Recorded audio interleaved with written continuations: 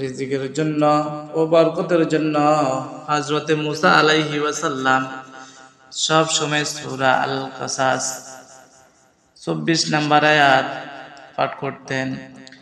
রব্বি ইন্নী লিমা আনজালতা ইলাইয়া মিন খায়রিন ফাকির।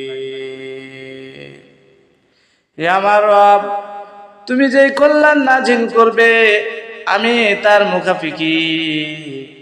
সব সময় হযরতে মুসা আলাইহি ওয়াসাল্লাম এই কোরআনের আমলটি করতেন।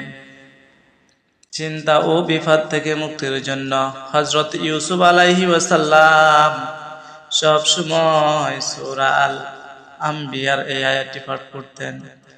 লা ইলাহা ইল্লা আনতা সুবহানাকা ইন্নী কুনতু মিনাজ জালিমিন।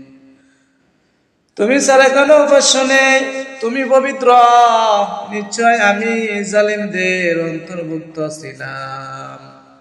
হযরত ইউসুফ আলাইহি ওয়াসাল্লাম সব সময় কোরআন কারীমের এই আয়াতটি পাঠ করতেন। আমার বন্ধুগণ, এই ভিডিওর আমলগুলো যদি আপনাদের কাছে ভালো লাগে অবশ্যই আমার চ্যানেলটিকে সাবস্ক্রাইব করে আপনাদের পাশে রাখার সুযোগ সুবিধা করে দিবেন, যেহেতু আমি আরো নতুন ভিডিও ছাড়ার সাথে সাথে আপনাদের নিকট পৌঁছায় যায়।